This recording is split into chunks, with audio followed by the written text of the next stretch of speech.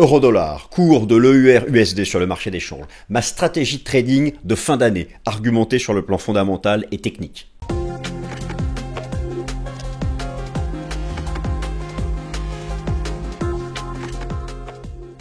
Chers amis, je suis ravi de vous retrouver pour la nouvelle édition du Fast and Forex. Cette semaine, nouvelle décision de politique monétaire de la Banque Centrale Européenne. La Banque Centrale Européenne, la BCE, devrait procéder ce jeudi 12 septembre à sa deuxième baisse de taux d'intérêt. Alors je rappelle que la BCE a 3 taux d'intérêt, mais le marché se focus essentiellement sur le taux directeur, le taux dit de refinancement principal, et le taux de dépôt. Le taux directeur devrait passer de 4,25 à 4, le taux de dépôt à 3,50. Deuxième baisse de taux du coup pour la BCE depuis le printemps dernier, alors que nous attendons la semaine prochaine probablement 50 points de base d'un coup de baisse de taux de la Fed. Alors me direz-vous, quid de l'euro-dollar? Vous savez que la tendance du cours de l'euro-dollar sur le marché des changes, de son code EUR/USD, devise principale EUR, devise de contrepartie USD, dépend de la divergence des politiques monétaires entre la Fed et la BCE. Or, les deux banques centrales pivotent ensemble cette année. Les deux banques centrales ont devant elles des perspectives de baisse de taux. Elles engagent un cycle baissier des taux d'intérêt du fait d'un régime des prix quasiment revenu au monde d'avant. Le taux d'inflation au sein de la zone euro est à 2,2%. Dans certains pays de la zone euro, il est déjà inférieur à 2%. Quant à la Fed, l'inflation tend vers son objectif et vers octobre, novembre, décembre ou plus tard, la cible de désinflation de la Fed devrait être faite. D'autre part, les deux banques centrales pivotent parce qu'elles constatent, surtout aux États-Unis, une fébrilité du marché du travail. Et donc, forcément, l'idée étant de pivoter à temps pour ne pas casser la croissance. Dans ce contexte comparatif des politiques monétaires, mais que fait l'euro-dollar? C'est peut-être la question que vous vous posez. Si vous tradez le marché des changes, ou si vous vous couvrez sur le marché des changes, si vous prenez par exemple des positions de trading en devises étrangères, vous pouvez avoir envie de vous couvrir sur l'euro-dollar. Bon, l'euro-dollar, 1,05, la parité, 1,10, 1,15, où va-t-il aller? Moi, j'ai une conviction, j'ai une stratégie technique et fondamentale, je vais vous la présenter. Bon, je vous donne tout de suite la réponse. Moi, je vise 1,15 pour la fin d'année. J'ai bien dit 1,15 pour le 31 décembre de cette année. Pas pour aujourd'hui, ni pour cette semaine, ni pour celle d'après. Mais je vais quand même vous donner mon scénario technique, mon anticipation de rythme de marché, et surtout pourquoi. Oui, pourquoi, au fond? Pourquoi l'euro-dollar monterait? Alors, si l'euro-dollar devait monter, c'est que l'USD est relativement sous pression par rapport à l'euro, et inversement. Si l'euro-dollar recule, c'est que le dollar américain est une devise forte et s'apprécie relativement au taux de change de l'euro.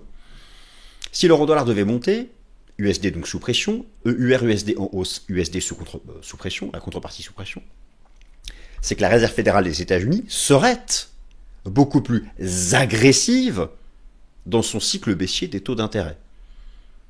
En fait, la tendance de l'euro-dollar, mes amis, va dépendre de quoi? Du rythme comparatif dans les baisses de taux à venir de la BCE et de la Fed. Laquelle sera la plus rapide? Quelles seront les amplitudes de baisse de taux? Puisque vous savez qu'à chaque décision de politique monétaire, la Banque centrale peut décider d'abaisser son taux directeur de 25 points de base, ou 50, rarement 75, donc 0,25%, 0,50%, 0,75%, 25 points de base, 50 points de base, 75 points de base. Pour que l'euro-dollar s'apprécie, il faut que la Fed soit plus agressive dans son pivot, enfin, dans son nouveau cycle monétaire que la BCE. A-t-elle une raison d'être plus agressive que la BCE? Si la BCE allait moins vite dans ses baisses de taux, y a-t-il une justification à cela? Je pense que oui. Je vous ai donc rassemblé mes arguments. Enfin, sur le plan technique, c'est bien beau de viser 1,15 sur l'euro-dollar, mais où sont les supports? Car, en tendance haussière, nous achetons sur support, en tendance baissière, nous vendons sous résistance. C'est un principe de base de l'analyse technique, surtout sur le marché des changes, qui est un marché à effet de levier. Du trading de marge, donc mieux vaut être précis sur son timing, pour ne pas se faire sortir en appel de marge. C'est parti. Alors dites-moi, vous pouvez contre-argumenter, n'oubliez pas ici, c'est tout à fait libre, on contre-argumente, on s'insulte pas bien sûr, mais nous pouvons contre-argumenter. Effectivement, si parmi certains d'entre vous visent... Alors, n'hésitez pas à partager donc vos arguments si vous visez la parité, si vous visez 0,90. Moi, je vise 1,15 sur les 6 prochains mois. Enfin, 3 et 6 prochains mois. qu'est-ce que je voulais dire? Bon, ça m'est sorti de la tête. Bref. Bon, ça me reviendra probablement. C'est parti. Je voulais dire quelque chose d'intéressant, mais ça m'est sorti de la tête. Alors voilà, donc oui, la Fed va très prochainement rejoindre la BCE en engageant à son tour un cycle baissier de ses taux d'intérêt. Alors, ce jeudi 12 septembre, alors là, si vous regardez la vidéo le mercredi 11, vous savez qu'aujourd'hui, c'est l'inflation CPI aux États-Unis. J'ai fait une vidéo spéciale Top Gun sur l'inflation CPI. Je vous invite à reprendre. Ensuite, donc ce jeudi 12, la BCE devra baisser son taux à 4%, la seconde baisse depuis le début de l'année. Voici donc les parties. Alors, les deux banques centrales vont donc converger. Quel sera donc l'impact sur le cours de l'euro-dollar, sur le FX, d'ici la fin de l'année 2021? Oui, voilà, ça y est, ça vient de me revenir. Vous me connaissez. Quand j'ai tort, je le dis. Quand j'ai un scénario, je propose argument technique et fondamental. Bien sûr, je vous propose aussi, dans cette vidéo, l'invalidation de mon scénario. À partir de quand, quels seraient les facteurs fondamentaux qui font que mon scénario tombe à l'eau? Bien, ça, c'est la dernière partie de la vidéo.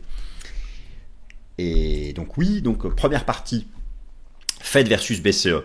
Quelle banque centrale sera la plus agressive en rate cut? Donc, quelle banque centrale sera la plus agressive dans la vitesse des baisses de taux? Le spread, alors, en analyse technique, si vous tradez l'euro-dollar, vous devez faire l'analyse technique du spread de taux entre les États-Unis et la zone euro. Concrètement, il s'agit du spread de taux court, donc on va prendre le 2 ans, entre les États-Unis et l'Allemagne. L'Allemagne représentant la zone euro. Troisième partie, les traders institutionnels sont toujours haussiers sur le taux euro-dollar. Ça, c'est ce que je vous montre depuis de nombreux mois. Et les institutionnels ont toujours anticipé l'action des prix. Et ce que vous constatez depuis de nombreux mois, c'est que le marché est passé de 0,95 à plus de 1,10 $. Il ne faut jamais aller contre le positionnement institutionnel. J'ai à ma disposition les tout derniers chiffres. Nous allons donc les regarder. Quatrième partie, euro-dollar. Donc le code /EUR/USD sur vos plateformes de trading. Je vise 1,15 pour Noël 2024. J'aurais dû mettre « je » en majuscule. Ça n'engage que moi, et je vais donc vous proposer une argumentation, ainsi qu'une invalidation, donc on gère son risque, mais c'est ma conviction. Et donc cinquième partie, quelles sont les conditions fondamentales qui invalident mon scénario, et surtout techniquement parlant, sous quel support je n'ai plus raison, et donc sous quel support il faut gérer son risque et sortir. Première partie, la Fed pourrait pivoter de manière plus agressive que la BCE. Alors, vous l'avez compris, il s'agit en fait ici de c'est le cœur de ma stratégie. Si l'euro-dollar doit aller à 1,15 d'ici la fin de l'année, c'est forcément que la Réserve fédérale des États-Unis est plus agressive que la BCE dans son pivot. C'est-à-dire qu'elle baissera plus rapidement. Ça ne va pas jouer à grand-chose, mais tout de même qu'elle sera plus rapide. En tout cas, le marché va penser ça. J'ai à la fois des arguments qui montrent que la Fed pourrait se dépêcher quand même, et ça concerne beaucoup le marché du travail, qui est vraiment limite en situation, pas de pré-récession, mais on commence à s'inquiéter. Mais surtout en Europe, il y a des freins à faire des baisses de taux trop agressives. Vous allez voir des éléments macroéconomiques, notamment du côté de l'inflation des services et de la croissance des salaires, qui font que la BCE va prendre son temps. Et la BCE n'a pas la même pression que la Fed quant au marché du travail, qui reste globalement plus résilient. Il n'y a pas aussi la même... C'est une année électorale aux États-Unis. Oui, la Fed est indépendante. Oui, Jérôme Powell est en poche qu'en 2026. Ok, très bien. C'est hyper sensible aux États-Unis, le sujet de l'emploi. Hyper sensible, beaucoup plus qu'au sein de la zone euro. Surtout en période électorale. C'est pourquoi je pense que la Fed va rentrer dans une sorte de période un peu d'urgence. Elle est connue pour sa réactivité. En Europe, on peut avoir davantage de crainte d'une résurgence de l'inflation, surtout que l'inflation des services, vous allez voir, est encore élevée en Europe. Donc, c'est le cœur de mon argumentation que je vais donc maintenant illustrer. Donc, la Banque Centrale Européenne dévoile une décision de politique monétaire ce jeudi 12 septembre et le consensus envisage la seconde baisse de taux directeur donc à 4%. Donc ici, vous avez le taux directeur de la BCE. Donc, notez tout de même que la BCE a attendu pour pivoter de revenir quasiment au sommet historique de son taux directeur. Le taux directeur de la BCE qui est allé même pour lutter contre l'inflation au-dessus du sommet qui avait été atteint ici en 2007 et qui était revenu à son niveau le plus haut ici du début des années 2000. Donc, ce jeudi 12, la BCE est attendue sur la baisse de ses trois taux directeurs. Le taux principal dit de refinancement, le taux de dépôt et le taux de prêt marginal. Le 18 septembre, donc mercredi en 8, c'est la Fed, enfin en 7, c'est la Fed qui est attendue sur sa première baisse de taux. L'amplitude pourrait être d'un coup de 50 points de base. Par conséquent, la Fed et la BCE vont donc être alignées dans un nouveau cycle baissier des taux d'intérêt. Du coup, si elles font pareil, l'euro-dollar va-t-il ne pas bouger? Quelle tendance envisager sur l'euro-dollar? Moi, je pense que l'euro-dollar ne va pas rester flat. Et je pense qu'il ira donc, d'ici la fin d'année, à 1,15. Je vais m'expliquer. La tendance du cours de l'euro-dollar sera imprimée par le différentiel dans le rythme à venir des baisses de taux entre les deux banques centrales. Si le rythme baissier de la Fed est plus agressif que celui de la BCE, alors le taux EUR-USD sera haussier. Si c'est la BCE qui est plus rapide dans ses baisses de taux, alors le taux EUR-USD baissera car le dollar sera relativement plus fort et plus rémunérateur. Pour plusieurs raisons fondamentales. Je pense que c'est la Fed qui sera plus agressive avec donc un impact haussier sur le taux EUR-USD. Naturellement, quand je dis haussier, je précise quand même ma pensée, sur l'euro-dollar, d'ici donc la fin d'année, j'ai bien dit d'ici la fin d'année, vous allez voir que là j'anticipe à court terme d'abord un repli et ensuite un rebond, donc ça je vais arriver, c'est le timing technique, c'est la suite de la vidéo. Mais mon scénario est que le cours de l'euro-dollar, d'ici la fin d'année, ira chercher cette zone, comprise entre donc, les 1,1495 et les 1,17. Ça, c'est ma cible de vague 3. C'est ma cible, alors je dis fin d'année, je dis Noël, c'est dans 3 mois, on va prolonger jusqu'au premier trimestre 2015, mais vous comprenez bien que c'est mon scénario sur les 3 à 6 prochains mois. Donc, c'est pas non plus une envolée d'1 milliard de pips. On parle, si on part du principe qu'on achète sur les 1,0910, et moi je pense que la bonne zone d'entrée c'est 1,0910, après ici une correction en 3 temps, ça fait un potentiel de 500 pips. Ce qui n'est pas négligeable non plus, lorsqu'on trade à effet de levier sur le marché d'échange. Alors, il y a plusieurs éléments qui font que je pense que la Fed sera plus agressive dans ses baisses de taux d'intérêt. Alors tout d'abord, c'est une année électorale, nous l'avons compris. Effectivement, la Réserve fédérale est indépendante. Effectivement, ni Joe Biden, ni et ensuite soit Donald Trump, soit Kamala Harris n'ont en fait le pouvoir exécutif de décider des politiques monétaires. Alors, il existe une possibilité de licencier un patron de la Fed en cas de faute grave, donc la Fed va garder son indépendance. Elle est quand même souvent sous l'influence, voire la pression du pouvoir exécutif en place. En année électorale, traditionnellement, le pouvoir en place cherche à ce que le marché action américain se comporte bien avant l'élection, et naturellement que la politique monétaire va avoir un rôle. La Fed, je pense, vous allez voir, va agir assez agressivement d'ici les élections du 4 novembre. Alors, tout d'abord, ce qui met la pression sur la Fed, au-delà de cet aspect électoral, c'est le marché du travail américain.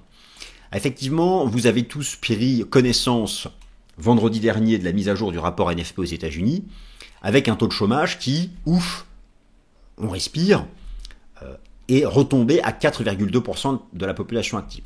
La tendance, naturellement, reste quand même mauvaise, mais le pire a été évité. Bon, le rapport NFP, les créations nettes d'emplois aux États-Unis, vous savez que on considère que tant qu'il y a davantage de 100 000 créations nettes d'emplois par mois, cela permet d'absorber les nouvelles arrivées dans la population active. On s'est un peu fait peur à 89 000 en juillet, on respire, rebond à 142 000. Ça, ce sont les données de façade. Si on creuse un peu le sujet, et je vais vraiment le creuser à la marge, on peut regarder du côté du taux de chômage U6. Alors là, ça fait un peu plus peur. Le taux de chômage U6, c'est en fait le vrai taux de chômage aux États-Unis. Ici, vous avez le taux de chômage U3, qui est à 4,2% de la population active. Le taux de chômage U6 prend en compte non seulement le taux de chômage U3, mais aussi le travail à temps partiel, les personnes qui ont cessé, en fait tout le travail précaire, et plus les personnes qui ont abandonné, qui ne cherchent plus d'emploi, qui n'y croient plus. La dynamique est archi mauvaise. Et le taux de chômage U6 a atteint 7,9% de la population active. Je vous dis que le marché du travail devient un sujet, et dans une année électorale, ce n'est jamais bon. Et donc je ne serais pas surpris que la Réserve fédérale, qui en plus a pris du retard, car si vous comparez le taux directeur de la Fed, de la Banque d'Angleterre, de la Banque centrale du Canada, de la Réserve d'Australie, de la Banque centrale européenne, de la Banque centrale du Canada, de la Banque nationale suisse, non là c'est la Chine, et là c'est le Japon, regardez la Fed, c'est la seule qui n'a pas commencé à baisser ses taux. n'est-elle pas en retard? Ne prend-elle pas un risque? Je pense que la Fed va essayer de rattraper son retard. D'autre part, des éléments font que la BCE, même si ce jeudi 12 septembre, j'envisage que la Fed baisse son taux de 25 points de base, donc nous verrons bien, mais pour moi, mon anticipation ce jeudi, c'est 25 points de base de baisse de taux de la BCE, je pense qu'elle ne va pas trop se précipiter, car en Europe, on n'a pas le même stress sur le marché du travail. D'autre part, il y a un vrai sujet en Europe de résilience de l'inflation, en tout cas une crainte. Bon, c'est quand même là qu'elle a tapé le plus fort, avec la guerre en Ukraine notamment. Et vous avez donc, alors, l'inflation au sein de la zone euro. Vous savez, la meilleure façon de s'informer, bon, vous avez le site Trading Economics, ce qui est très bien, mais vous avez directement les données sur le site de la Banque Centrale Européenne. Oui, alors, l'inflation est tombée à 2,2%. C'est pas mal, hein, la tendance est en baisse. Bon, très bien. Donc, on peut envisager, effectivement, enfin l'engagement davantage de baisse de taux de la BCE. Si on creuse un peu le sujet, au sein de cette inflation, vous savez que la zone euro est une économie de services. Eh bien, certes, le taux d'inflation nominal a reculé à 2,2%, mais si vous regardez du côté de l'inflation des services, ça fait très peur à la BCE. Et oui, c'est ce que vous pouvez constater. Il y a eu un rebond du taux d'inflation des services au sein de la zone euro. Et ça, c'est vraiment pas bon.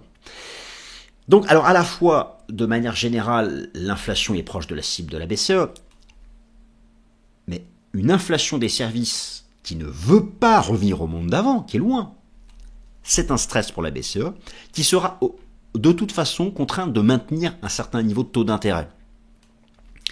D'autre part, nous savons que, étant des économies de services, le taux de croissance des salaires, je vous ai mis ici en haut à droite, ça vient de Bloomberg, le taux de croissance des salaires au sein de la zone euro, il y a une corrélation entre ce taux de croissance des salaires et l'inflation des services. Or, le taux de croissance des salaires qui certes recule, est très loin d'être revenu au monde d'avant, qui permettrait d'assurer un vrai renversement baissier du taux d'inflation des services. Ce sont des éléments qui, selon moi, font que la BCE pourrait être in fine moins rapide que la Fed dans son cycle baissier des taux d'intérêt, et qui donc, par conséquent, devrait créer de la pression bullish ces 3 à 6 prochains mois sur le cours de l'euro-dollar. Alors maintenant, regardons des éléments techniques pour voir si on peut corroborer ça sur le plan technique. Vous savez, la base de la base, la tendance de l'euro-dollar, c'est avant tout la tendance du spread de taux entre les États-Unis et la zone euro. On va donc prendre le spread de taux entre les États-Unis et l'Allemagne. Il y a une corrélation inversée entre le spread de taux USA-Allemagne, j'ai fait ici donc en bougie japonaise le spread de taux entre le 2 ans américain et le 2 ans allemand, et le cours de l'euro-dollar qui est en bleu. Vous constatez comme moi que lorsque le spread de taux baisse, l'euro-dollar monte et inversement. J'applique ici le système Ishimoku sur le spread de taux entre les États-Unis et l'Allemagne, et j'ai eu un signal bearish. Et d'ailleurs, regardez, ça correspond à la hausse récente qu'a fait l'euro-dollar. Ça, moi, tant que j'ai une tendance baissière sur ce spread de taux entre les États-Unis et l'Allemagne, eh bien, je reste en faveur d'une progression à horizon 3-6 mois du cours de l'euro-dollar. Les traders institutionnels sont haussiers sur le taux EUR-USD. Donc ça, je vous en ai déjà parlé à plusieurs reprises, et donc je vais mettre ici à jour ces données avec les toutes dernières data du rapport Commitment of Traders, qui remonte à début septembre, et effectivement, la position nette acheteuse chez les traders institutionnels, les asset managers, sur le cours de l'euro-dollar est en tendance haussière, avec de plus en plus d'achats histogramme bleu et de moins en moins de ventes histogramme orange. Et lorsqu'on regarde du côté des traders de hedge fund, la position nette acheteuse est de plus en plus forte. Donc vous avez à la fois les traders d'asset management et à la fois les traders de hedge fund qui, semaine après semaine, jouent le scénario haussier du cours de l'euro-dollar. Et dites-vous bien que c'est le cas depuis ici. Et jusqu'à présent, ils ont donc toujours anticipé la direction du cours de l'euro-dollar dans la bonne direction. Je parle de la tendance de fond, je ne parle pas du court terme, car maintenant je vais en venir au court terme. Si je vise à horizon 3-6 mois cette zone sur le cours de l'euro-dollar, eh bien, quel est le support sur lequel on peut rentrer pour avoir un bon timing. Alors c'est parti, ça va être l'avant-dernière partie de cette vidéo. Euro-dollar, je vise un 15 pour la fin de l'année 2024 et j'achète uniquement sur support technique, ce qui est la base en analyse technique des marchés financiers. Donc j'estime ici que nous avons fait une grande vague 1 entre octobre 2022 et juillet 2023, puis une construction d'une grande vague 2 qui a pris la forme d'un triangle, et nous sommes dans la première partie de cette vague 3, à l'intérieur duquel nous avons fait la jambe 1. Ici il y aura 5 temps. J'envisage donc, c'est une proposition de rythme de prix, quelque chose de ce type-là, donc ici donc un 3 temps, revenir s'appuyer ici, et reprendre ensuite la direction du nord. J'estime donc que si l'on cherche à bien rentrer sur le cours de l'euro-dollar, la meilleure zone d'entrée se trouve entre 1,09 ici. Alors, je vais aller 1,0850 et 1,0950. En réalité, cet intervalle de prix qui se trouve entre la moyenne mobile à 50 jours et la moyenne mobile à 200 jours, et cette structure chartiste ici, le marché ferait donc un mouvement de retour, un retest pour confirmer la cassure haussière avant de prendre la direction du nord. J'estime donc que pour bien rentrer sur le cours de l'euro-dollar, il faut attendre un repli entre les 1,0850 et les 1,0950, ce qui offrirait à ce moment-là donc un bon timing. Alors, même pour être même plus précis, le niveau de cassure, ici, c'est 1,0910, qui a été le niveau de cassure hebdomadaire de la sortie de cette pattern, 1,0910, le cours d'ouverture. Ce serait un point d'entrée parfait si le marché, par exemple, devait proposer une mèche basse. Vous pouvez ajouter en données hebdomadaires les enseignements du système Ichimoku, et le système Ichimoku nous donne une zone d'entrée entre 1,0850 et 1,09, c'est à peu près pareil. Donc ça, sur repli dans cette zone, donc c'est cette zone-là en weekly, repli dans cette zone en daily, j'estime que ce serait un bon timing pour ensuite viser les 1,15 à horizon 3 à 6 mois.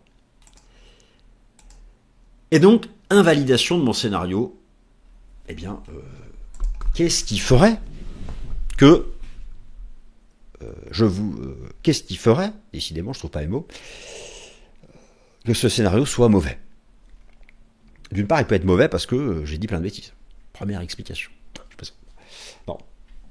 Ce qui fait que ce scénario, même moi, je l'abandonne complètement, c'est d'une part la récession économique. En récession économique occidentale, car soyez certains que si les États-Unis sont en récession économique, ou s'il y a un énorme choc géopolitique, l'Europe n'y échappe pas. Si les États-Unis sont en récession, l'Europe est en récession. S'il y a un choc géopolitique qui implique les États-Unis, l'Europe est impliquée. Dans ces deux cas de figure, USD haussier. C'est statistique, c'est l'aspect refuge de l'USD, et au contraire, c'est rapatriement des capitaux étrangers américains vers les States, ça soutient le dollar US. Bon. Première donc chose qui invalide mon scénario, bien sûr, la guerre, les déboires géopolitiques, ou une récession américaine. Mais moi, ce n'est pas mon scénario. Mais c'est ce qui invaliderait mon scénario. Je sais que certains jouent l'effondrement de l'euro-dollar à 0,70, 0,80 en jouant, entre guillemets, ou en tablant sur le scénario d'une troisième guerre mondiale ou d'un dérapage total géopolitique au Proche-Orient. Ou très bien, mais bien sûr que dans ce cas-là, ils auront raison. C'est pourquoi on gère son risque et qu'on soigne son timing. Donc, sous quel niveau technique j'abandonne? Eh bien, je vous propose la moyenne mobile à 200 jours. Si le cours de l'euro-dollar réintègre en clôture sa moyenne mobile à 200 jours, j'estime que donc mon scénario technique ici serait invalidé, mais il le serait essentiellement pour des raisons fondamentales, mais c'est l'analyse technique qui, vis-à-vis donc de cette moyenne mobile à 200 jours, donnerait le signal technique de l'invalidation. Voilà, chers amis, j'espère que cette présentation de stratégie euro-dollar vous a plu. Merci à toutes et à tous pour vos likes, merci pour vous abonner, et de vous abonner, pardon. Et puis, passez une excellente semaine. Salut.